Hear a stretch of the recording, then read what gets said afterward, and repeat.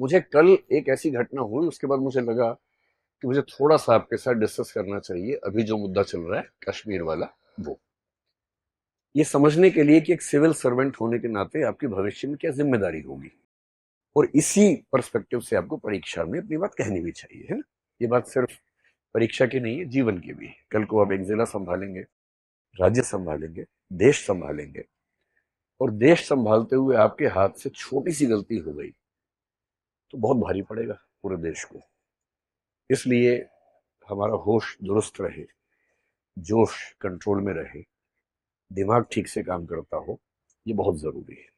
ये मुझे कल क्यों लगा, कल मैं जब क्लास से गया तो मुझे एक ऐसा बच्चा मिला जो हमारे ऑफिस में काम करता, बहुत नजदीक है, और वो बहुत ही बिलबिलाया हुआ था, बहुत नाराज था। मैंने उससे पूछा क्या हुआ, क्यों नाराज हो। बोला मेरा खून खौल रहा है। मैंने ठीक है भाई, जैसी घटना हुई है खून तो खोलना लाजमी है, किसी का भी खोलना चाहिए, लेकिन तुम्हें क्या लग रहा है। बोला मेरा मन कर रहा है कि आग लगा दूं। मैंने ठीक है, गुस्सा आना स्वाभाविक है। बोला आज मैं कहीं से आ रहा था, रास्ते में मेरे पड़ोस में, जब मैं बस वस में था कहीं, मेरे साथ में एक मुस्लिम व्यक्ति बैठा हुआ था। एक सेकंड को मुझे लगा कि हमला कर दूं उसके ऊपर, लेकिन मैंने खुद को रोक लिया। और पर मैं बहुत बदहवासी की हालत में, मैं समझ नहीं पा रहा क्या करूं, क्योंकि मैं झेल नहीं पा रहा हूं कि ये क्या हुआ है। चुन चुन के हिंदुओं को मारा गया है, कैसे स्वीकार करूं। अब ये मनहस्थिति ऐसा नहीं कि उसी की है, बहुत लोगों की है, आपके परिवारों में बहुत लोगों की होगी, आप में से भी कुछ की होगी जो यहाँ पे शायद कह नहीं रहे होंगे, लेकिन मन में तो सब बातें आती होंगी। ऐसे माहौल में एक सिविल सेवक की जिम्मेदारी क्या बनती है, हमें ये समझना है। और आप जब कल को निबंध लिखें, इंटरव्यू में जाएं, बात करें वहां पर, आपका नजरिया कैसा दिखना चाहिए, ये भी तो महत्वपूर्ण बात है ना, गौण बात थोड़ा ना। सबसे पहली बात जो आप इथिक्स में एक टॉपिक है इमोशनल इंटेलिजेंस, भावनात्मक बुद्धिमत्ता, उसमें पढ़ेंगे। जब भी कोई आपको उकसा रहा हो, नंबर वन, उकसावे में नहीं आना है, इमोशंस में बह के फैसला नहीं करना है। कोई भी ऐसा फैसला जिसके दूरगामी परिणाम है, वो इमोशन से बह के नहीं करना है, थोड़ा सा वहां से हट के, न्यूट्रल होके, सोच के समझ के फिर करना है। तो जब जब मन में ऐसा भाव किसी के आए, एक बार थोड़ा सा वहां से खुद को हटाना और गहराई में सोचना। सोचते कैसे हैं, जब आप क्यों हुआ, कैसे हुआ, किसने किया, उनका क्या पर्पस था, कहीं मैं उनका पर्पस पूरा तो नहीं कर रहा, मुझे क्या करना चाहिए। जब आप इस तरह से चीजों को ब्रेक करके सोचते हैं तो आप एक अच्छे लेखक भी बनेंगे, एक अच्छे इंटरव्यू के उम्मीदवार भी बनेंगे, एक अच्छे सिविल सर्वेंट और अच्छे नागरिक भी बन जाएंगे। तो उसको मैंने कल थोड़ा संक्षेप में समझाया, तो मुझे उस समय ये लगा कि मेरी जिम्मेदारी है कि मैं कम से कम क्लास में आप लोगों से भी बात करूं, और आप लोग अपने अपने परिवार के लोगों से बात करें। जब माहौल बहुत खराब हो तो अपने हिस्से का माहौल ठीक करना तुम्हारी जिम्मेदारी है ही। हर व्यक्ति तक तो हम नहीं पहुंच सकते, पर जहां तक पहुंच सकते हैं वहां तक कम से कम माहौल को ठीक करना, समझना, समझाना बहुत जरूरी चीज है। जब भी ऐसा हो तो पहले सोच के देखिए कि कौन है जिसने ये किया होगा। और समझदारी का मूल लक्षण पता है क्या है, आप चीजों को अलग कर पाते हैं, चीजों को मिला के एक नहीं करते हैं। जो चीजें अलग अलग हैं उनको अलग अलग करके देख पाने की क्षमता आपके अंदर है। ये किसने किया होगा, कौन होगा। और इसका सबसे सिंपल तरीका समझने का क्या होता है, जिसको इससे फायदा होगा उसने किया होगा। अभी एक पर्सपेक्टिव ये चल रहा है कि पाकिस्तान ने किया है, कुछ लोग ये पर्सपेक्टिव बना रहे हैं कि सारे मुसलमानों ने मिलकर ऐसा किया है, मुसलमान लोग चाहते हैं कि हिंदुओं को मार दिया जाए। और जो इमोशनल लोग हैं बहुत ज्यादा, उनको भड़काना सबसे आसान काम दुनिया में होता है। अगर हम दो ऑप्शन लेके चलें, एक लेके चलें कश्मीर के मुसलमान, एक लेके चलें पाकिस्तान। भाई पाकिस्तान को एक कह रहा हूं, पाकिस्तान भी एक नहीं है, पाकिस्तान की आर्मी अलग है, पाकिस्तान की सरकार अलग है, पाकिस्तान की जनता अलग है। कश्मीर के मुसलमानों को ऐसा करने से क्या फायदा होगा, फायदा होगा या नुकसान होगा, नुकसान होगा। इतने सालों की दहशतगर्दी के बाद 1980 के दशक के अंत में जो माहौल बिगड़ा, तब से बिगड़ा ही हुआ था। 2019 के बाद जब 370 को एब्रोगेट किया गया, तब भी कहा गया कि माहौल बिगड़ेगा, पर माहौल लगभग स्थिर रहा, संभल गया।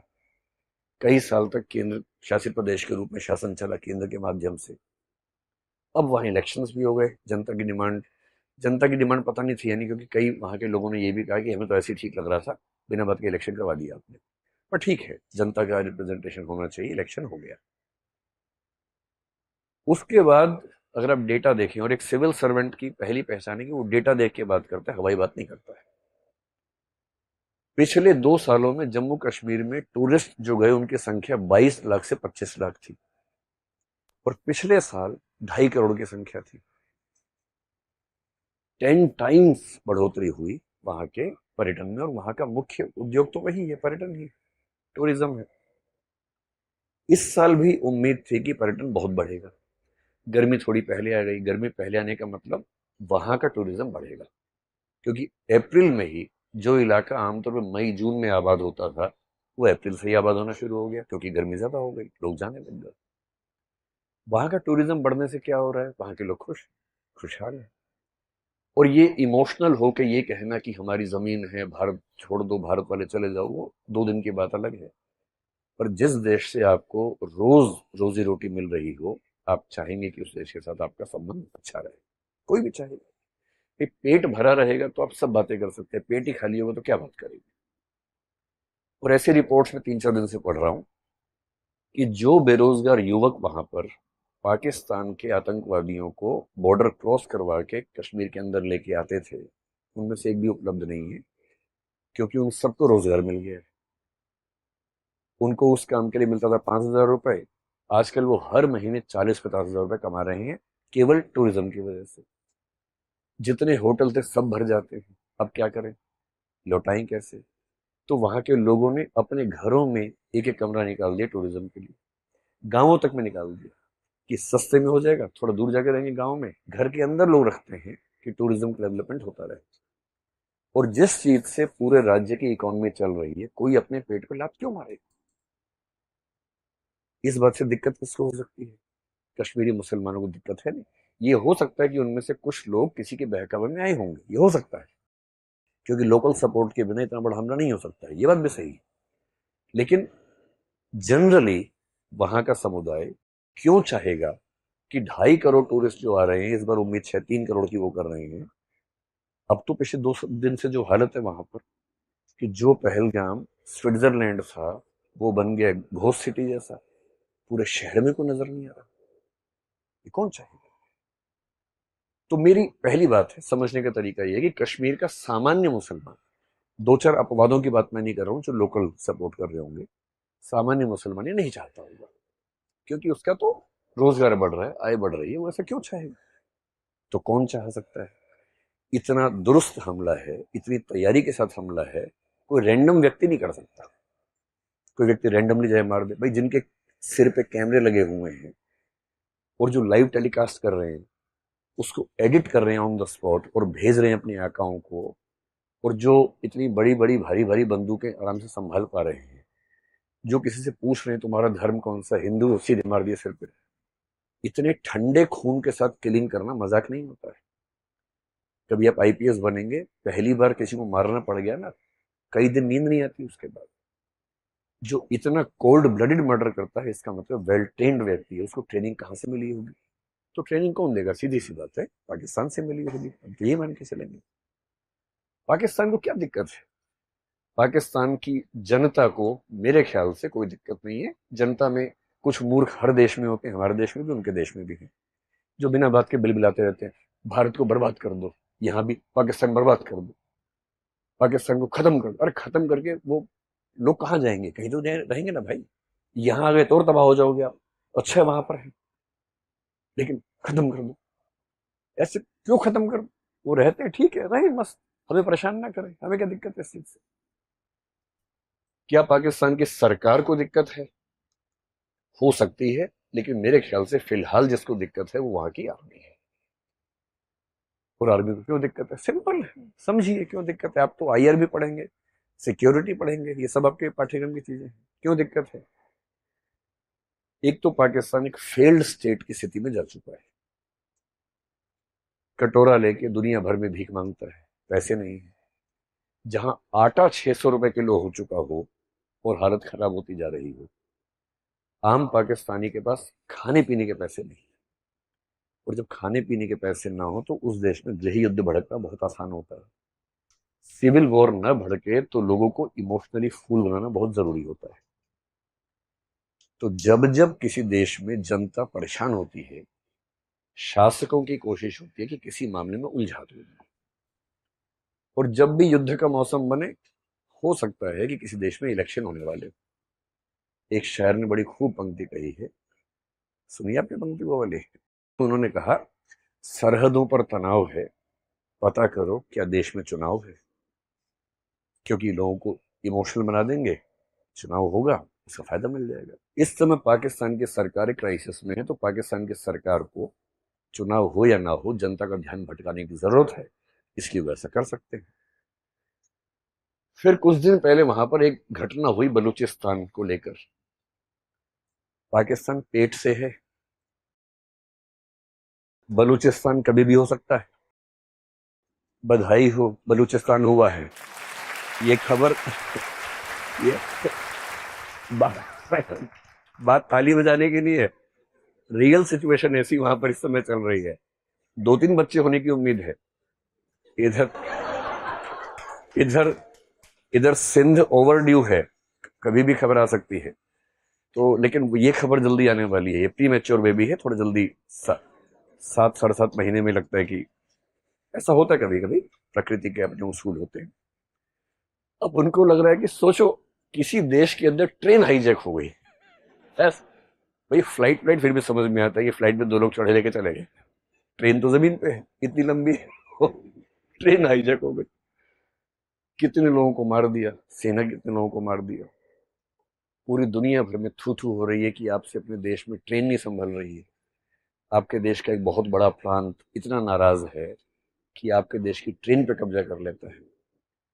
उनको बलूचिस्तान के मामले को दबाना है, शांत करना है। और शांत करने का तरीका क्या है? कुछ और भड़का दो मामला, उससे लोगों का दिमाग वहां से हट जाता है। तो एक तो गरीबी, ऊपर से बलूचिस्तान, और तीसरा एक शख्स वहां बहुत परेशान है, उसका नाम है असीम मुनीर। वो वहां के सेनाध्यक्ष है, चीफ ऑफ आर्मी स्टाफ है। अगर उनकी बैकग्राउंड थोड़ी सी आपको पता हो, भारत से गए थे जब, मतलब भारत और पाकिस्तान बटे थे, उस समय भारत से उनका परिवार गया था पंजाब से। पंजाब के मुसलमान जो होते हैं, पंजाबी मुसलमान, उस बैकग्राउंड से हैं। इमरान खान के दौर में उनके नजदीकी थे, आईएसआई के चीफ बनाए गए थे। आईएसआई का बेसिक काम है भारत को परेशान करना, उसके चीफ थे। फिर इन्होंने कुछ ऐसी बड़ी मिस्टेक कर दी कि उसके बाद इनको पनिशमेंट पोस्टिंग देके बहुत खराब पोस्टिंग में भेज दिया गया। अब जैसे इमरान खान की सत्ता पलटी, नवाज शरीफ के भाई है, तो नवाज शरीफ के निर्देश पे कहते हैं कि उनको पाकिस्तान का सेनाध्यक्ष रिटायरमेंट से 2 दिन पहले बनाया गया, एक्सटेंशन देके। और इसलिए बनाया गया कि इमरान खान के दुश्मन नंबर 1 है इस समय। इमरान खान और उनके समर्थक इस समय पाकिस्तान की नाक में दम किए हुए हैं लगातार, बात बात पे राजधानी घेर लेते हैं। और ऐसा लगता है कि राजधानी कब्जे में है इमरान खान के लोगों के। तो इमरान खान फैक्टर को दबाने के लिए सेना का प्रमुख ये व्यक्ति बना है।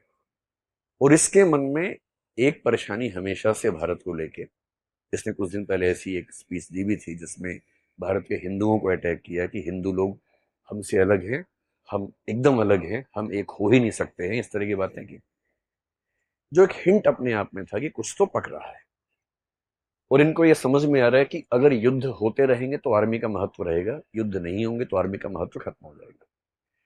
कश्मीर से लोकल सपोर्ट 0 हो चुकी है। और धर्म का मुद्दा कि धर्म के नाम पे राज्य अलग होगा, देश अलग होगा, लोग नहीं करना चाह रहे। लोग शांत हैं, उनको रोजी रोटी मिल रही है, उनकी लोकप्रिय सरकार का इलेक्शन भी वहां पर हो चुका है। तो लोग क्यों आंदोलन करेंगे, क्यों क्रांति करेंगे भाई? और इसलिए आप पहली बार देखेंगे इस हादसे के बाद कश्मीर के मुसलमानों ने बहुत सारे मोर्चे खोल के विरोध किया। दिल्ली के जामा मस्जिद के शाही इमाम ने विरोध किया। और जो ऐसी पार्टियां भारत में जिनको लेके लोग कहते हैं कि वो एकदम प्रो मुसलमान है, एंटी हिंदू है, वो वैसी साहब हो, खुल के समर्थन किया भारत सरकार का कि हम देश के साथ हैं। देश का हर मुसलमान संगठन इस समय खुल के वोकली देश के साथ खड़ा हुआ है। ये वो बार बार कह रहे हैं कि उनको कहना जरूरी भी है, उन पर शक है, उनका कहना लाजमी है और कह भी रहे हैं, खुल के कह रहे हैं। इतना होने के बाद भी यदि हम आपस में नफरतें बढ़ा लेंगे तो इसका मतलब हमसे बड़ा कोई मूर्ख नहीं।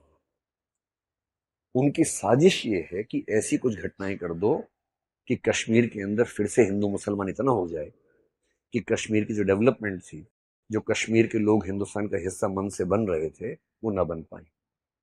फिर पटरी से उतर जाए सारा प्रोसेस, जो इतनी मुश्किल से पटरी पे आया है, सारा उतर जाए पटरी से। हमारे देश की देखिए सबसे खूबसूरत बात क्या है,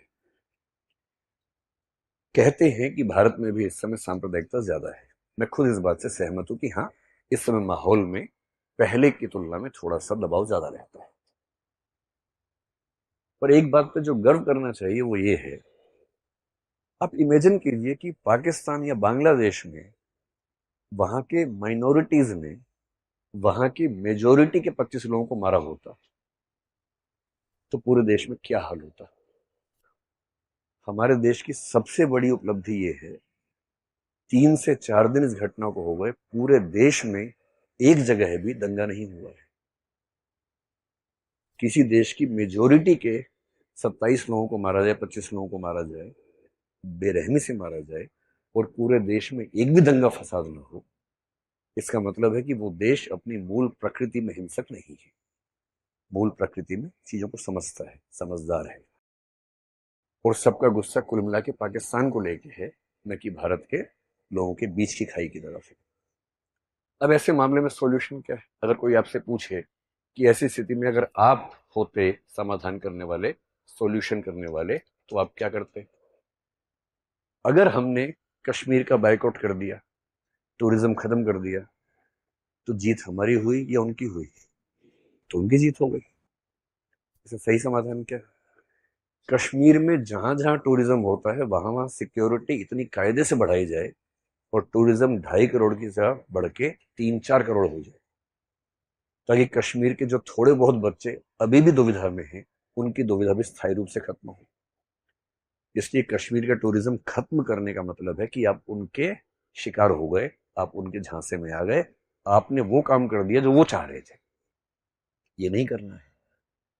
वो दूसरा क्या चाह रहे हैं कि भारत के मुसलमानों को इनसिक्योरिटी हो जाए, उनको लगे हिंदू ऐसे हैं, हिंदुओं को इनसिक्योरिटी मुसलमानों से हो जाए। जिस मामले में हमारे देश ने एकदम ठीक स्टेप लिया, पिछले 3-4 दिन में एक भी ऐसी घटना नहीं हुई जो चिंता वाली हो, क्योंकि भारत के हिंदू इस बात को समझ रहे हैं कि दुश्मनी अपने परिवार के लोगों से नहीं है, दुश्मनी बाहर के लोगों से है। और सरकार की भूमिका क्या होती है? जॉइंट फैमिली के मुखिया वाली, संयुक्त परिवार। संयुक्त परिवार में कभी शांति नहीं होती है। 4 भाई हैं, चारों के आपस में झगड़े चलते रहते हैं। इसकी पत्नी उसकी पत्नी से नाराज है, इसका पति इसके पति से नाराज है, ज्यादा मैं कमाता हूँ, खाता ज्यादा ये है, ये मोटा हो गया है, मैं पतला हो गया हूँ, ज्यादा रिसोर्सेज मुसलमानों पे खर्च हो रहे हैं, ज्यादा संसाधन हिंदुओं पे खर्च हो रहे हैं। ये सब जॉइंट फैमिली में चलता है, चलता रहेगा। लेकिन कोई जॉइंट फैमिली घर के अंदर के झगड़ों को बाहर लेके नहीं जाती है। और सरकार एकदम सही कर रही है, नहीं लेके जा रही है। सरकार ने सारे स्टेप्स पाकिस्तान के खिलाफ लिए। नदी के मामले पे हमने एक स्टेप लिया। इन स्टेप्स का असर समय के साथ दिखेगा। और अभी आप में से कई लोगों का मन कर रहा होगा कि युद्ध हो ही जाना चाहिए। इस समय जो है ना, वॉर लाइक सिचुएशन है। एक बात हमेशा ध्यान रखनी है, अगर युद्ध हुआ तो फायदा किसको होगा? सेनाओं को फायदा होगा, विशेष रूप से बाहर की सेना को। भारत की सेना भारत के सिविल एडमिनिस्ट्रेशन के अंडर काम करती है। पाकिस्तान की सेना और आजकल बांग्लादेश की सेना लगभग सिविल एडमिनिस्ट्रेशन की टक्कर में या उससे ऊपर काम कर रही है। उन सेनाओं को मोहलत मिलेगी, उन सेनाओं को फिर से सांस मिलेगी कि हमारा अस्तित्व ठीक चल रहा है। युद्ध होना हमेशा ध्यान रखना है, युद्ध केवल तब करना है जब कोई चारा ना बचे। एथिक्स के पेपर में एक टॉपिक है इंटरनेशनल एथिक्स, उसमें युद्ध एक सब टॉपिक है कि युद्ध अपने आप में कितना नैतिक है, कितना अनैतिक है। तो उसका एक ही उत्तर है, जब तक युद्ध टल सकता है युद्ध को टालना चाहिए, जब टलना संभव ना हो तो करना चाहिए। साहिर साहब ने एक बड़ी अच्छी नज्म लिखी थी जिसमें उन्होंने कहा जंग तो खुद एक मसला है, जंग क्या मसलों का हल देगी। आज खून और लाशें देगी, कल भूख और एहतियाज देगी। इसलिए ए शरीफ लोगों, जंग टलती रहे तो बेहतर है, हमारे और आपके घरों में शम्मा जलती रहे तो बेहतर है। ये होना चाहिए दिमाग का स्टैंड। लेकिन आत्मसम्मान, आत्मरक्षा बहुत जरूरी मसले हैं। और जब ऐसी नौबत आ जाए कि अब कोई रास्ता नहीं बचा है, तब युद्ध करना जरूरी होता है। लेकिन ये क्लियर होना चाहिए कि ऐसी नौबत आ गई है। और बहुत अच्छे अच्छे लोगों ने, एक बहुत अच्छे दार्शनिक हुए थे नीत्शे, एक बहुत अच्छे दार्शनिक हुए थे हेराक्लाइटस, इन सब लोगों ने कहा कि कभी कभी किसी समाज के जिंदा रहने के लिए युद्ध बहुत जरूरी होता है। दिनकर एक कवि हुए, कुरुक्षेत्र में उन्होंने एक बात लिखी, पांडवों और कौरवों के बीच में युद्ध की बात चल रही है और बहुत परेशान है युधिष्ठिर कि युद्ध हमने लड़ा, अच्छा किया कि बुरा किया। युद्ध खत्म हो गया महाभारत में, शांति पर्व महाभारत का अंतिम हिस्सा है। युधिष्ठिर गिल्ट फीलिंग से भरे हैं कि हमने 5 भाइयों के हक के लिए 100 कौरवों की लाशें बिछा दी, लाखों लोग मार दिए, कितना बुरा काम हमने किया। और वो भीष्म पितामह के पास गए हैं कि मैं इस गिल्ट फीलिंग से मरा जा रहा हूं, आप इस पे क्या कहते हैं। भीष्म पितामह ने बहुत लंबी डिस्कशन की, जिसमें एक पॉइंट सेंटर में है कि युद्ध तब तक नहीं करना है जब तक जरूरी ना हो, जरूरी हो जाए तो करना है। और करना है तो युद्ध की नैतिक जिम्मेदारी उसकी नहीं है जिसने आत्मरक्षा में किया है, युद्ध की नैतिक जिम्मेदारी उस पे है जिसने युद्ध पैदा करने की कंडीशंस क्रिएट की है। और तब वो एक पंक्ति कहते हैं, रुग्ण होना चाहता कोई नहीं, रुग्ण मतलब बीमार, रुग्ण होना चाहता कोई नहीं, रोग लेकिन आ गया जब पास हो, तिक्त औषधि के सिवा उपचार क्या, शमित होगा वह नहीं मिष्टान से। अगर रोग पास आ ही गया है तो मिठाई से थोड़ा ना समाधान होगा, कड़वी दवाई खानी ही पड़ेगी, खानी पड़ेगी तो खाएंगे, ऐसा क्या है। इसलिए एक सिविल सर्वेंट का पर्सपेक्टिव क्या है, सबसे पहले समझना है कि इन सिचुएशंस के मूल में क्या है, उनके इरादे क्या हैं। हमें उनके इरादे पूरे नहीं करने हैं, उनके इरादों को समझकर शांति से, धैर्य से, समझदारी से निर्णय करना है, उकसावे में नहीं आना है। पाकिस्तान की जनता के खिलाफ नहीं सोचना है, जो गलत कर रहे हैं, जो वहां के आतंकवादी हैंडल्स हैं या सेना के लोग हैं, उनके बारे में सोचना है। युद्ध जैसी स्थितियों से खुद को भी रोकना है, आसपास के माहौल को भी ठीक रखना है। और अगर भविष्य में कभी ऐसी नौबत आ जाए, वैसे तो न्यूक्लियर पावर्स के बीच में युद्ध आमतौर पर नहीं होता है, इंटरनेशनल कम्युनिटी संभालेगी इस चीज को, अगर ऐसा होगा तो आ जाए तो फिर देख लेंगे ऐसा भी क्या है। और एक हमारे बड़े अच्छे शायर हुए वाहिद अली वाहिद नाम के, बड़ी सुंदर कविता लिखी है। और ध्यान रखना है, धर्म से मुसलमान है और कविता लिखी है भारत के सम्मान में, बड़ी शानदार। क्योंकि दिक्कत है कि हमारे दिमाग में पाकिस्तान और मुसलमान कई बार समानार्थक बन के आता है। ये गलती भूल के भी नहीं करनी, भूल के भी नहीं करनी। और वो कह रहे हैं, द्वंद्व कहां तक पाला जाए, युद्ध कहां तक टाला जाए, तू भी है राणा का वंशज, फेंक जहां तक भाला जाए, दोनों ओर लिखा हो भारत, सिक्का वही उछाला जाए, इस बिगड़ैल पड़ोसी को अब फिर शीशे में ढाला जाए।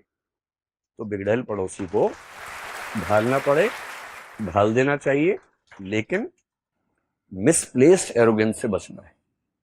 गुस्सा उस पे करना है जिस पे करना चाहिए, उसका नाम लेके किसी और पे नहीं करना है। एक समझदार नागरिक होने की ये बुनियादी जिम्मेदारी है। और मुझे उम्मीद है कि हम सब, भाई आप तो कल को देश संभालेंगे ना, अभी खुद को संभालो, पहले खुद को संभाल के परिवार को संभालो, अपने आसपास के माहौल को संभालो, कल को देश को संभालो।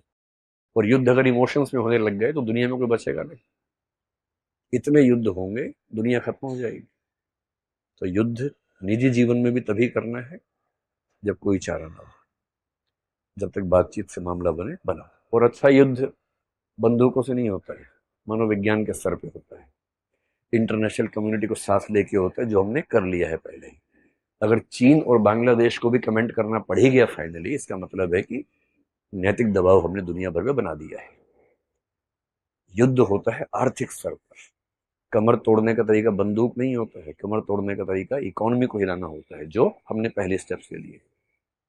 इन सब से बात ना बने तो अंत में होता है कि बंदूक उठाओ और काम शुरू करो, लेकिन वो बहुत बात की बात है और उसके लिए पागलपन तो एकदम ठीक नहीं। क्या मैं आपको समझा पाया? और ये एक मुद्दा था। किसी भी मुद्दे पर पर्सपेक्टिव इस तरह से रखना है, समग्र, मूल कारण पे जाना है, उथली बातों से बचना है, और जो सही समाधान है, मल्टी फैसेटेड, मल्टी प्रोंग्ड, बहुपक्षीय समाधान, उसको लेके आगे बढ़ना है। ठीक।